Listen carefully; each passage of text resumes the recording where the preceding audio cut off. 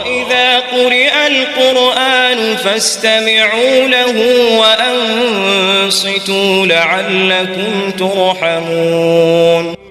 قالوا نرتله ب7 أحرف ولا الضالين اسباب د گمراهی قرآن کریم کی اتباع رسولنا مخ اړول دا سبب دی د ضلال نمونه په شکل باندې تاسو سورۃ نساء یو سل 13 نمبر آیات وګورئ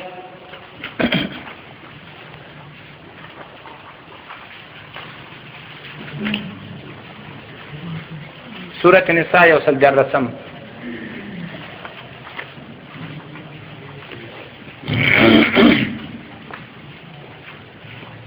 ولولا فضل الله عليك ورحمته لهمت طائفة منهم ان يضلوك تا د اطاعت نواړی د رسول دا دوی پورا کس کړو وما يضلون الا انفسهم وما يضرونك من شيء دیم غلو فی الدین دین کی د حدنا تیریدل کدا په عقیده کی وی کدا په عمل کی وی کدا په کیفیت کی وی کدا په حال کی وی پیغمبر علیہ السلام یو عمل کړی دی خو په یو کیفیت کړی دی دا کیفیت بدلایي دا سبب دی د پاره څه د گمراه کېدو تاسو وګورئ سورۃ مائده 22 نمبر آیات تا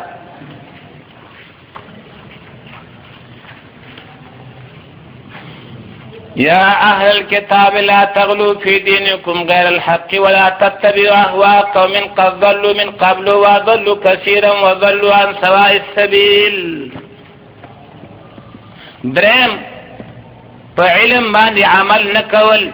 کم علم چې د انبیاء علیهم السلام نه منقول دی او پاغي باندې معاوضه اخستل سورۃ نساء 43 نمبر آیات دارنگی ضلال نفس کفر تنبیل شوی ده سورۃ نساء یو سل 14 د خواهش تابعداري کول سبب د ضلال سورۃ انعام 55 تان په نبی ویل سبب د پاره ضلال سورۃ بنی اسرائیل وصل وختم نافرمانی د الله او د رسول سبب د ضلال سورۃ احزاب 14 د الله د دشمنانو سمینه کول دا انتهایی خطرناک خبره ده دا چې اوس داوی کوي مینه دا د هغه خلکو سره چې د الله دشمنان دی او ځان ته مؤمن وایي دا مؤمن نه دی دا گمراه دی او سورۃ ممتحنه اول نمبر آیات لا تتخذوا عدوي وعدوكم زما دشمن ستاسو دشمن په دوستۍ منی سي سبا شي گمراه بشي گمراه دولسم سبب اتباع د ډیر والی دا ځکه مانم چې ډیر خلک په دې روان دي دا سبب د گمراهۍ سورۃ انعام یو سل 14 وګورئ وَإِن تُطِعْ أَكْثَرَ مَنْ فِي الْأَرْضِ کته تابع شي د ډیر واغه چې پزماکه کې یذلوا عن سبیل الله دا الله د لارې نه بده واړی تبا بشي غرق بشي دا الله د رحمت نه امید کېدل سبب د ضلال سورته هجر 55 غیر الله تچغي وهله درآمدت شو دا راورسي سبب د پاره د گمراهۍ او وسشته و څومره خلک په دې مصیبت اخته دي یا لو یا زانا یا محمد او یا د بغداد شاهی میرانا دا سبب د گمراهی سورۃ احقاف 5 نمبر آیات وګورئ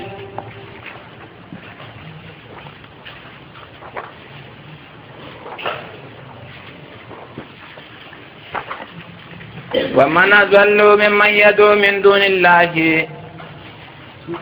سوق 5 نمبر آیات سورۃ احقاف 5 پارہ دا